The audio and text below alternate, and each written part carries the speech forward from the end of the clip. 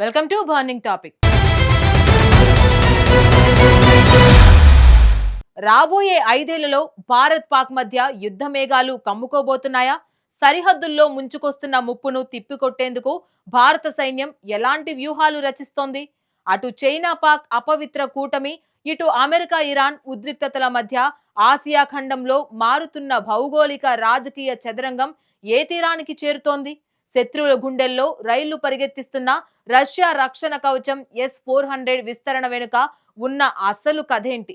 America secretary of state Marco Rubio Taj Mahal పర్యటనపై Iran ఎందుకు గుస్సా అవుతుంది? Let's watch.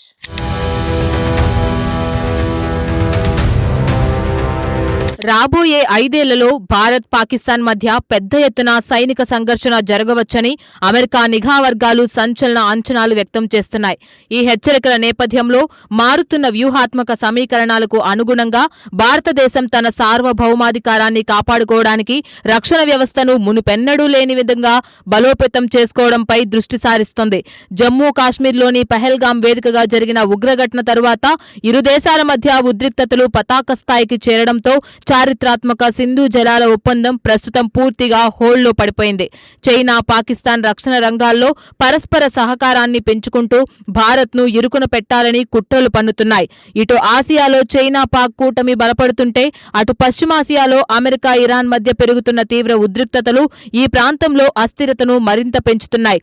ఇటువంటి చదరంగపు వ్యూహాల మధ్య శత్రువుల ఆటలు సాగకుండా భారత్ రష్యా నుంచి పొందిన S-400 వంటి అధునాతన లాంగ్ రేంజ్ ఎయిర్ డిఫెన్స్ వ్యవస్థలను మరింత విస్తరించడం అత్యంత కీలకమైన నిర్ణయంగా కనిపిస్తోంది.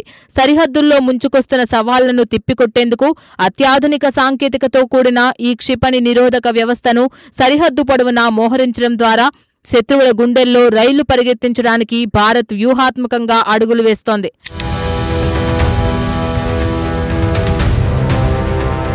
భారత సైన్యం ప్రస్తుతం తన రక్షణ అమ్ముల పొదిలో 3 శక్తివంతమైన S-400 క్షిపణి బ్యాటరీలను కలిగి ఉండి రక్షణ కవచాన్ని పటిష్టం చేసింది. దేశ రక్షణ వ్యూహంలో భాగంగా వీటిలో 2 బ్యాటరీలను నిరంతరం కత్తులు నూరే పాకిస్తాన్ సరిహద్దు వైపు, మరొక బ్యాటరీని చైనాతో ముడిపడి ఉన్న వ్యూహాత్మక సిలిగురి కారిడార్ వద్ద మోహరించారు.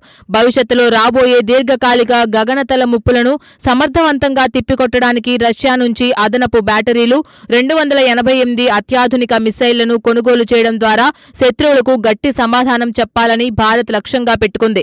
ఇటీవల నిర్వహించిన ఆపరేషన్ సింధూర్ రక్షణ విన్యాసాల్లో ఈ వ్యవస్థ అద్భుతమైన విజయాన్ని నమోదు చేసి తన తిరుగులేని సత్తాను ప్రపంచానికి చాటి చెప్పింది.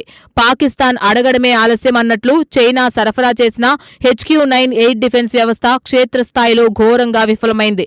పాతతరం సాంకేతికత కలిగిన S-300 వంటి రక్షణ వ్యవస్థలు ఇరాన్ మరియు వెనుజువెలాలో శత్రువుల దాడులను అడ్డుకోవడంలో విఫలమైనప్పటికీ సరికొత్త S-400 ఆధునిక సామర్థ్యాలు భారత సైన్యానికి కొండంత ఆత్మవిశ్వాసాన్నిచ్చాయి.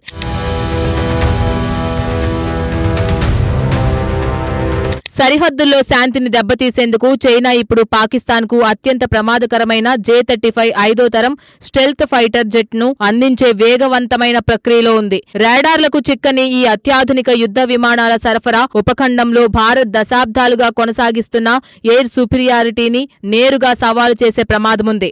భారత్ చైనా పాక్ ద్వయం ఉమ్మడి ముప్పును ఎదుర్కొనేందుకు తన వైమానిక రక్షణను మల్టీ లేయర్డ్ సిస్టమ్ గా మారుస్తుంది.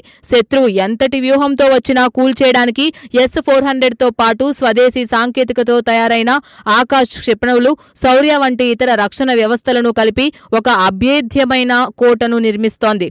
ప్రస్తుతానికైతే అమెరికా తన అత్యంత ప్రతిష్టాత్మకమైన F-35 యుద్ధ విమానాలను పాకిస్తాన్కు ఇవ్వడం లేదని స్పష్టం చేసినప్పటికీ భవిష్యత్తులో వారి మధ్య రక్షణ సహకార అవకాశాలు పూర్తిగా లేవని కొట్టిపారేయలేం. ఈ మారుతున్న అంతర్జాతీయ సమీకరణాలు, నమ్మక ద్రోహాల చరిత్ర కలిగిన పొరుగు దేశాల తీరు భారతదేశాన్ని రక్షణ రంగంలో మరింత అప్రమత్తంగా, స్వయం సమృద్ధితో ఉండేలా ప్రేరేపిస్తున్నాయి.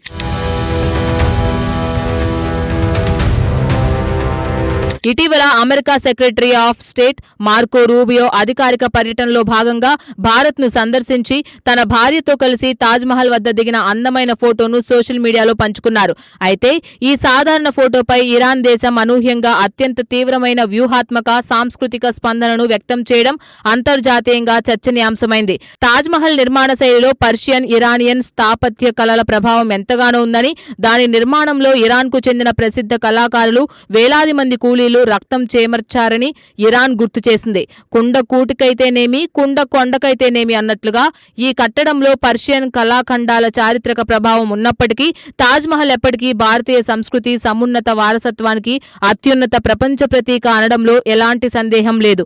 అంతర్జాతీయ దౌత్యంలో భాగంగా విదేశీ అతిథులను తరచూ తాజ్మహల్ కు తీసుకువెళ్లడం వెనుక భారతదేశం యొక్క ఘనమైన చరిత్రను, మృదు సంస్కృతిని ప్రపంచానికి చాటి చెప్పే బలమైన సందేశం దాగి ఉంది.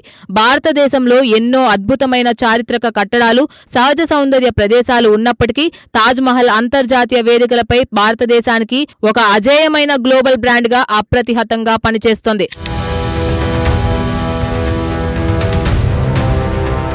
మరోవైపు పశ్చిమాసియాలో అమెరికా దళాలు ఇరాన్పై వ్యూహాత్మక దాడులు కొనసాగిస్తూ అంతర్జాతీయ వాణిజ్యానికి కీలకమైన హార్మూజ్ స్ట్రెయిట్లో ల్యాండ్ మైన్ షిప్లను నిర్దాక్షిణ్యంగా టార్గెట్ చేస్తున్నాయి. ప్రపంచ వేదికపై ఒకవైపు శాంతి చర్చల నాటకాలు నడుస్తూనే మరోవైపు భీకరమైన సైనిక చర్యలు సమాంతరంగా సాగడం అంతర్జాతీయ సమాజాన్ని తీవ్ర ఆందోళనకు గురిచేస్తుంది. ఇంటి దొంగను ఈశ్వరుడైనా పట్టలేడు అన్నట్లుగా అంతర్జాతీయ మార్కెట్లోని ఈ అనిశ్చితి గ్లోబల్ ఎనర్జీ మార్కెట్ను, ముడి చమురు సరఫరా వ్యవస్థలను దారుణంగా ప్రభావితం చేస్తుంది. ఇంధన దిగుమతులపై ఎక్కువగా ఆధారపడే భారత్ వంటి ఎదుగుతున్న ఆర్థిక వ్యవస్థల ఇంధన భద్రత, దేశీయ చమురు ధరలపై ఈ యుద్ధ వాతావరణం నేరుగా ప్రభావం చూపక తప్పదు. యుద్ధం వస్తే వినాశనం, శాంతి ఉంటే వికాసం అనే సత్యాన్ని నమ్ముతూ భారత్ స్వదేశీ రక్షణ వ్యవస్థల స్వయం ప్రతిపత్తిని పెంచుకుంటేనే అంతర్జాతీయ దౌత్య సహకారాలను ఎంతో చాకచక్యంగా సమతుల్యం చేసుకోవాల్సి ఉంది. కేవలం S-400 క్షిపణి వ్యవస్థల విస్తరణ మాత్రమే కాకుండా దేశ రక్షణ సమగ్ర వ్యూహం, అంతర్జాతీయ దౌత్యం, పటిష్టమైన ఆర్థిక బలం కూడా సమానంగా అవసరమని నిపుణులు హెచ్చరిస్తున్నారు. ఆధునిక ప్రపంచంలో యుద్ధాలను నివారించడం అన్ని దేశాలకు ఉత్తమమైన మార్గమే అయినప్పటికీ శత్రువుల హఠాత్ దాడులను తిప్పికొట్టే సైనిక సన్నాహాలు, అప్రమత్తత ఎల్లప్పుడూ అత్యంత అత్యవసరం.